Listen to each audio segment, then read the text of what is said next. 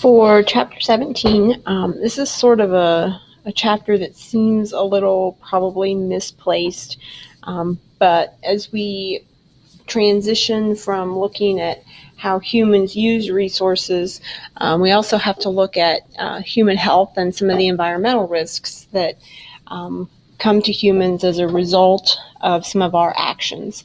And then from there, we're going to transition into air pollution and solid waste.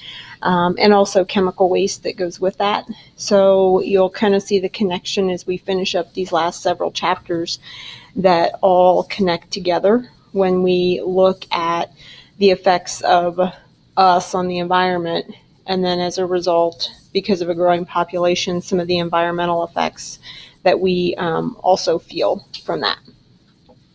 There are 4 categories of human health risk. These are all pretty self-explanatory, especially if you looked at the chapter. The first is physical. These are things like fire, floods, earthquakes, basic things that because of where you physically locate yourself, you could potentially be exposed to. Earthquakes are another really good example of this. If you choose to live in an area that is earthquake prone, then you should fully expect to deal with the ramifications of that.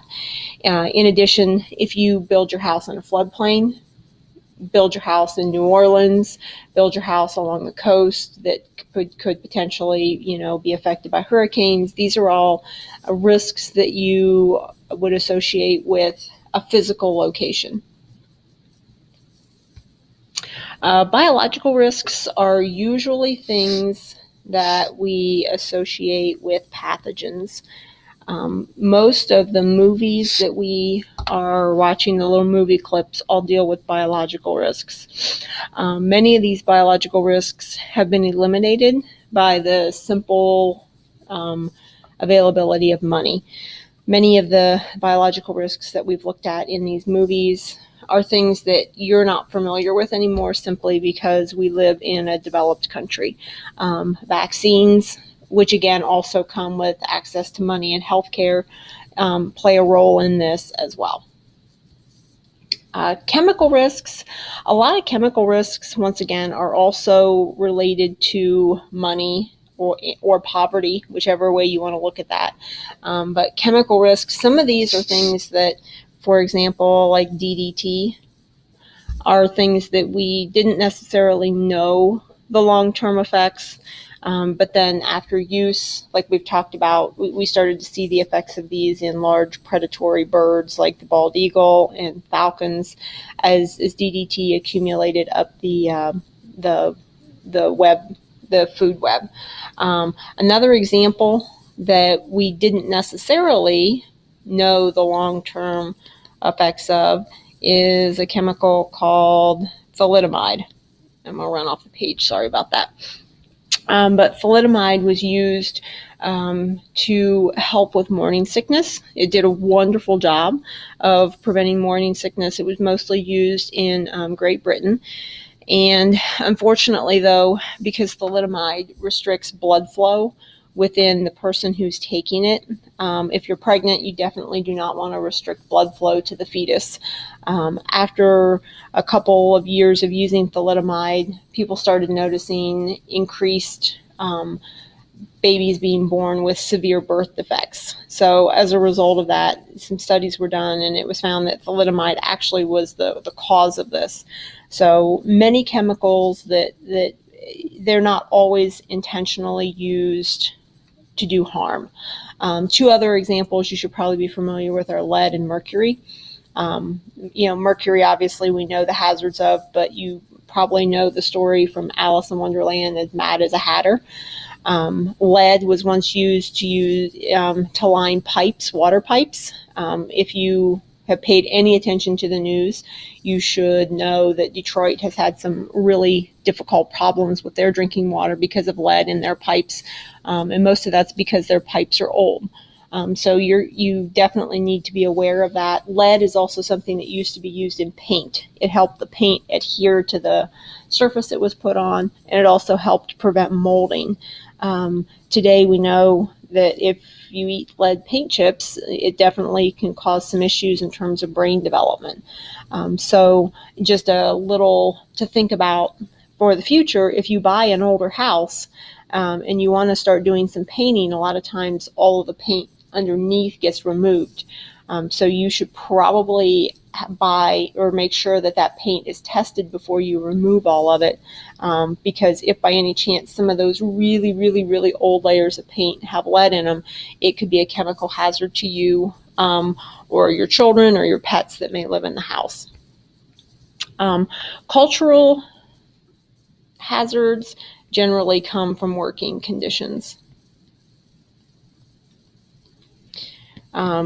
A good example of that is people who usually work in the housing industry or the construction industry. In a couple of months, start paying attention as you watch people who are working on putting on roofs or even just putting up a house. A lot of construction workers don't necessarily wear shirts as they work. And they're pretty sure they're also not putting on sunscreen. So as a cultural risk where they work or the type of work that they do, many times they end up with increased risk of skin cancer.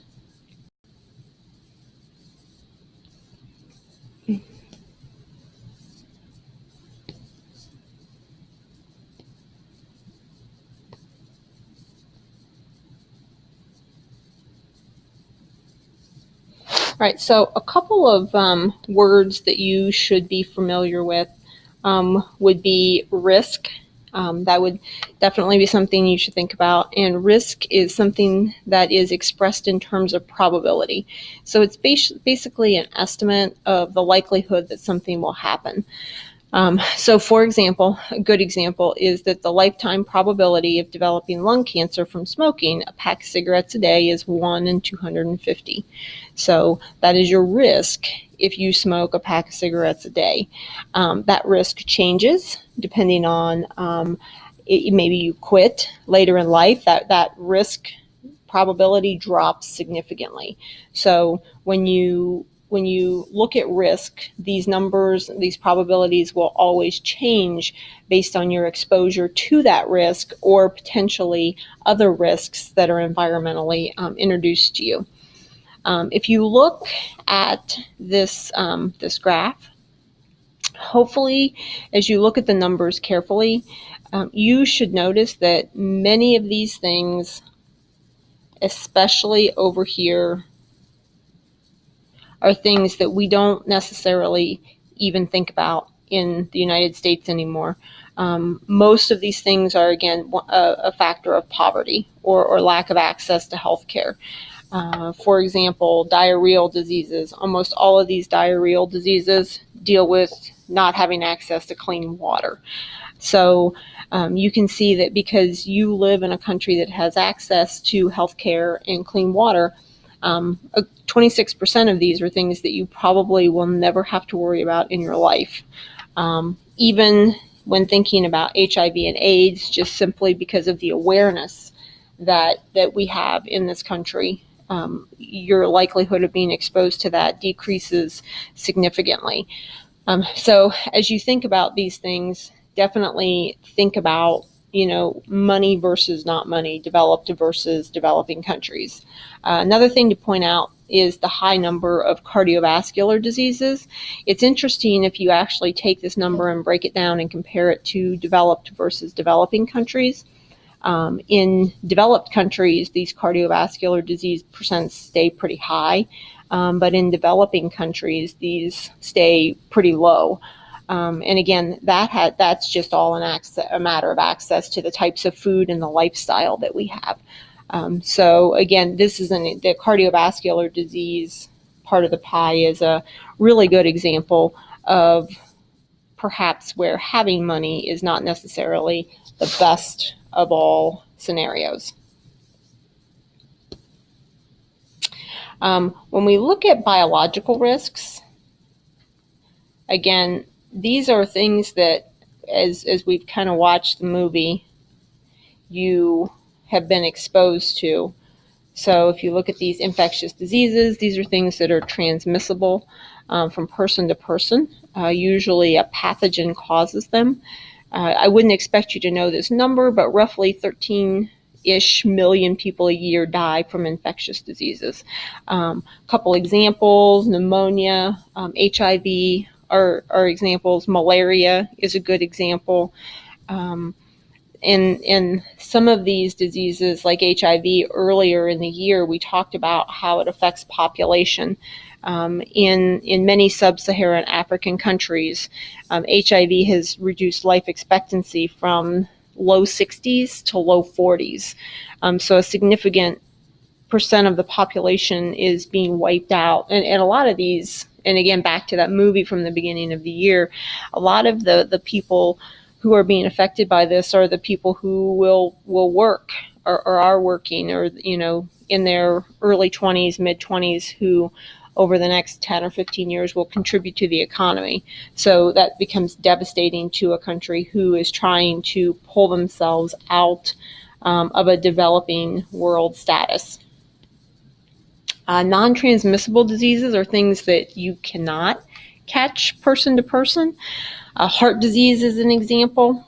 Diabetes is an example.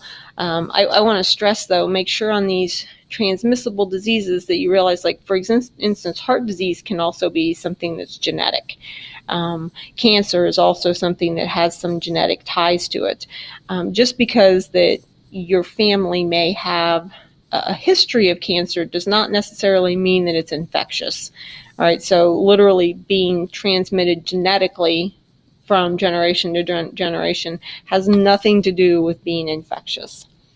2 quick words that you will want to jot down are pandemic versus epidemic. Epidemic are usually localized events. For example, we can have a flu epidemic in Ohio, but it wouldn't necessarily be a pandemic, because when we talk about something that's pandemic, we're talking about something that's worldwide. A good example of a pandemic is bird flu.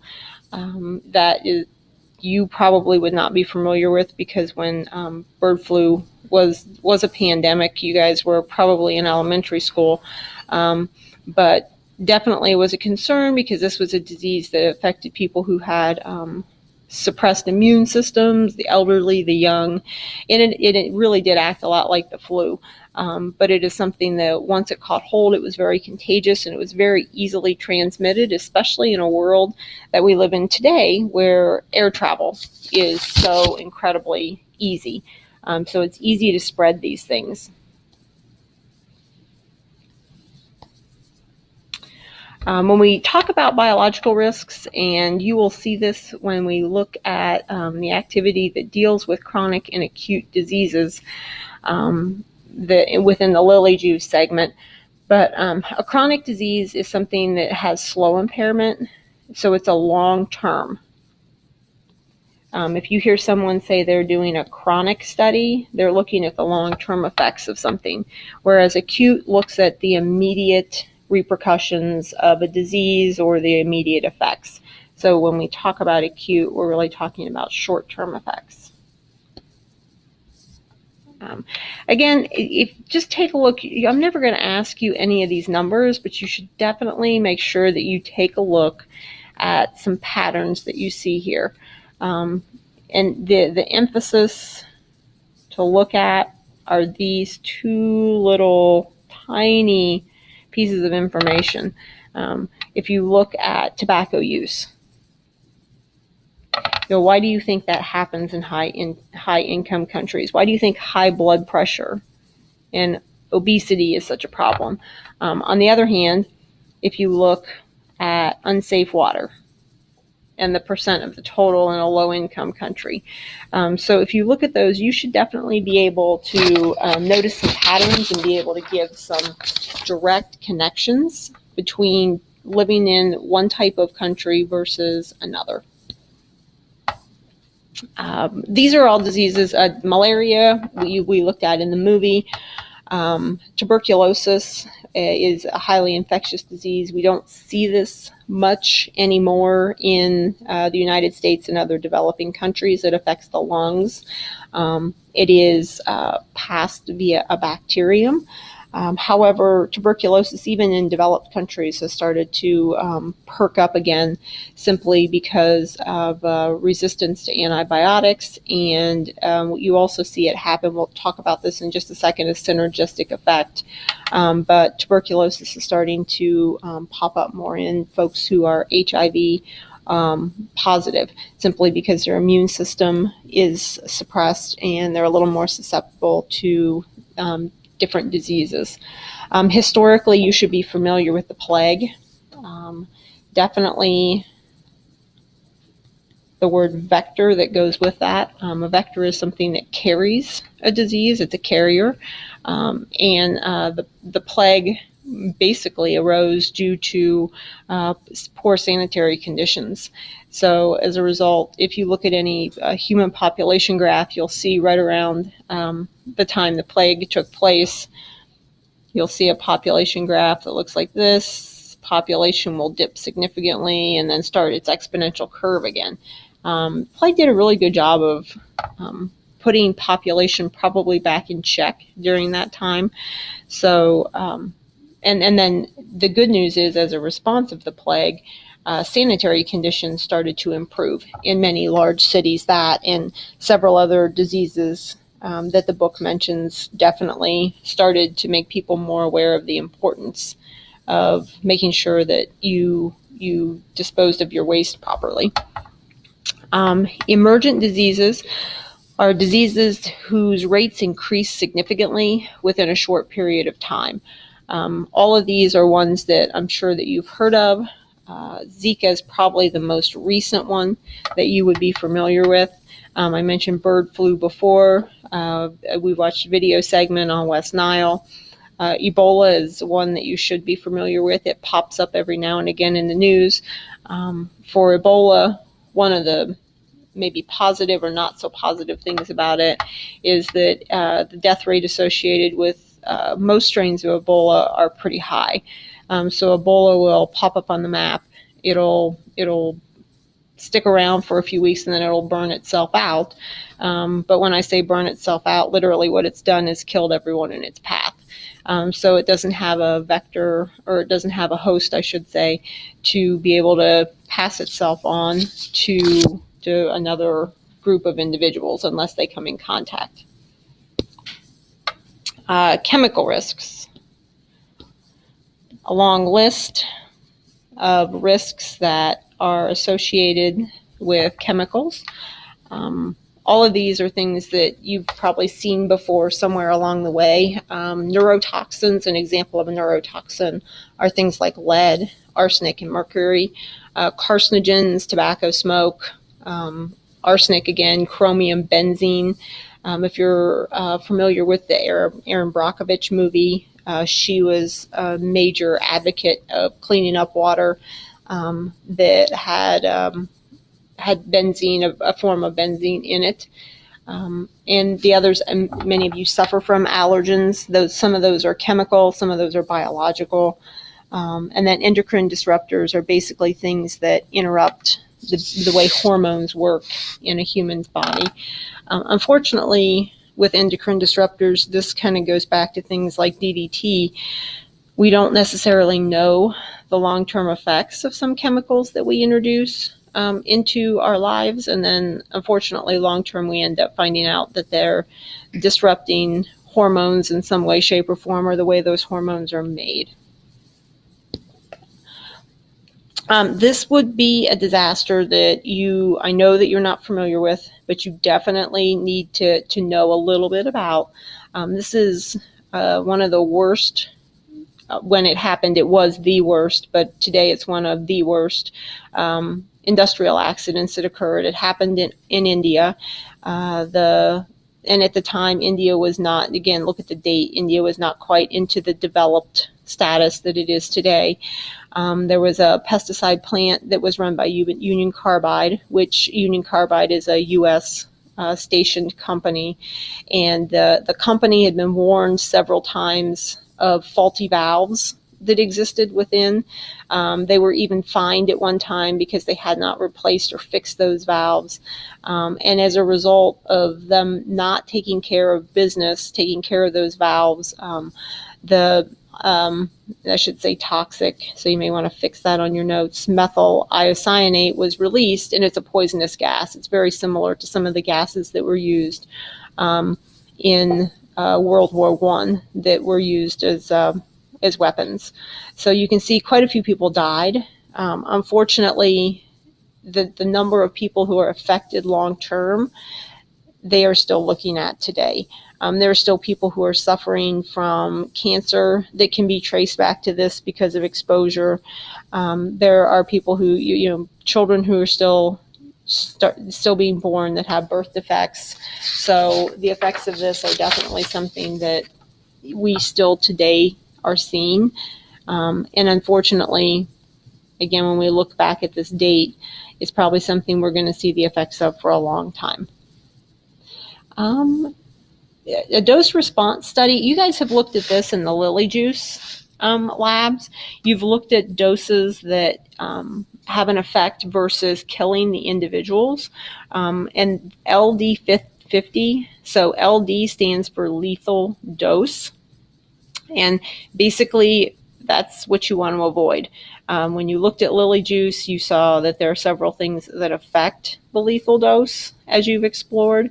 ED stands for effective dose, and these aren't too hard to kind of figure out based on the names. But as you saw in the Lilly Juice lab, in many cases, the ED is 1 drop away from the LD.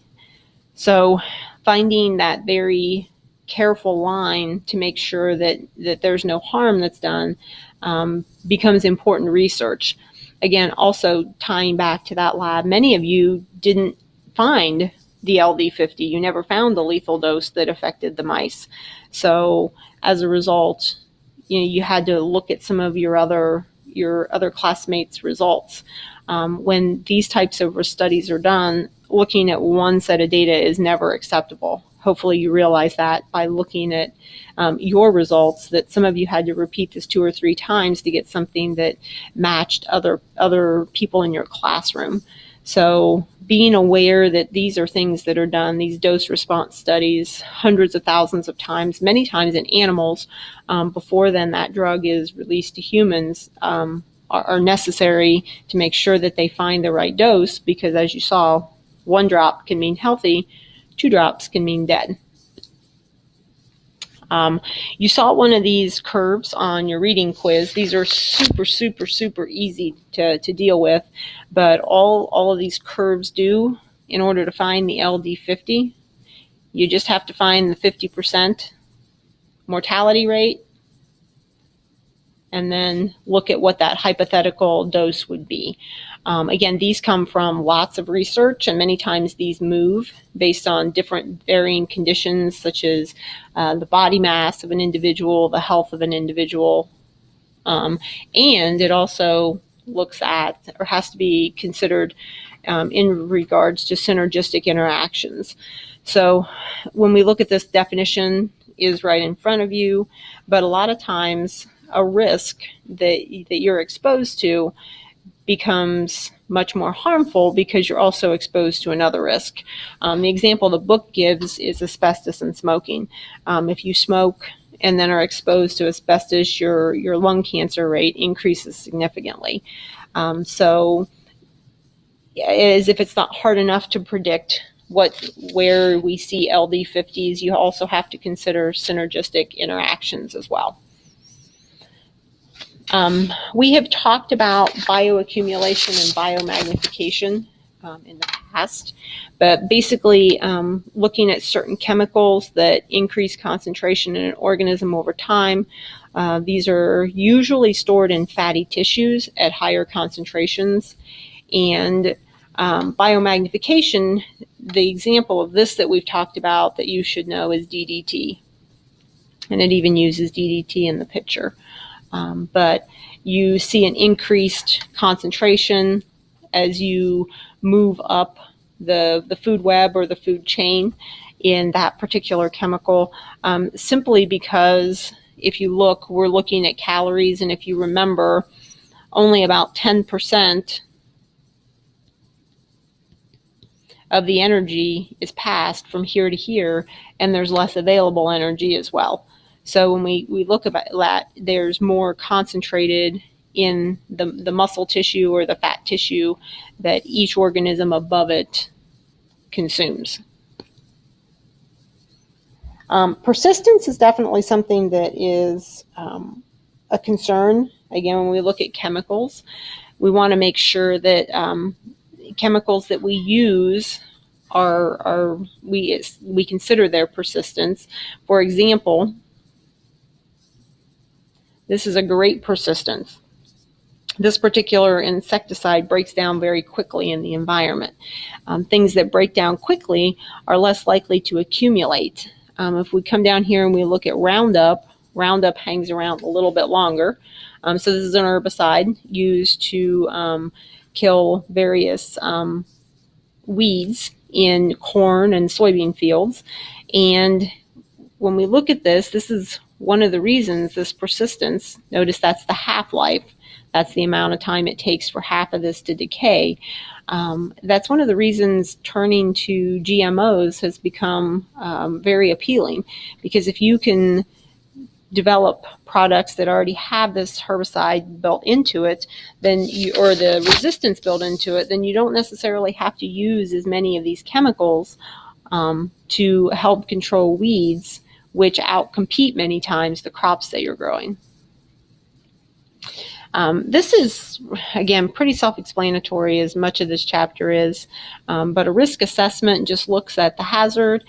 It looks at all the things that are on the previous slides. It looks at synergistic effects. It looks at how it accumulates. It looks at, short-term, long-term goals. And then as a result, the Federal Drug Administration or whoever is in charge of that particular chemical can develop a policy to share with you, the general public, and in industry in regards to the use of that particular chemical. The one thing that I would probably caution you most on as we think about the world that we live in today, especially when we look at packaging on labels. A lot of stuff is packaged and labeled a certain way to appeal to a customer. There are a lot of things, and I know I mentioned this earlier in the year, that are labeled GMO free. But in order to be GMO, first of all, you have to be a living organism. So should we really be putting GMO free on things like sea salt? So I would just encourage you to be an informed consumer and not fall into the trap of buying a product just because it says that it's environmentally safe, or because that the packaging says that it doesn't necessarily cause cancer. So just be real careful. Be a good consumer. If you look at this little diagram that comes right from the book, you can see that basically this is kind of giving you your risk of dying of a certain event. You can see that heart disease, cancer, stroke, these are all things a lot of times that are genetically related or diet related. People who get all worried about flying in an airplane. If you look, your risk of that is really pretty small in comparison to some of these other things, especially when you look at this. You guys cross the street every day. Many of you drive. So because you are exposed to these events more, of course, your risk of harm from those increases significantly. So don't necessarily not fly because you're afraid that you may die in an airplane wreck. You should be familiar with this. When we talk about qualitative risk analysis, basically we are looking at relative risks from various decisions. These are dealt with in probability. So the likelihood of it causing harm. It's also balanced out with quantitative risk analysis. And then this is looking at, your probability of being exposed to a hazard and then the harm that comes from that as a result. So when we look at this, again, going back to quantitative and qualitative, quantitative is a little more focused around numbers and data that's collected, whereas qualitative sometimes comes from other factors that are not necessarily derived only from looking at data. You should just know the outcome of the Stockholm Convention. So this particular convention kind of came about as the result of long-term studies that dealt with DDT. Again, we've talked about that. You should be familiar with Rachel Carson, who wrote Silent Spring, and the outcomes of this. PCBs, other chemicals, there's a long list. If you know DDT and PCBs, then you know enough. But basically, at the Stockholm Convention, there were several nations that came together and they started to look at long-term effects of certain chemicals, and they wanted to be able to say, we know that these chemicals cause enough damage that they should not be used. However, it's interesting that DDT, it was agreed that we would phase out and not use DDT anymore, but DDT is still used in many countries in Africa and in Southeast Asia as well. However, it is only used for the specific cause of controlling mosquitoes. DDT is very effective at that particular job. The problem with DDT, as we've talked about before, is that we used it for far more than what it was supposed to be used for. I'm sure that you are familiar with using bed nets as a way to avoid getting bitten by mosquitoes at night. A lot of times dipping those bed nets in DDT makes them even more effective. So again, DDT is something that most countries have agreed not to use anymore, but it is still being used very effectively and without environmental harm because it's being used minimally in many countries around the world.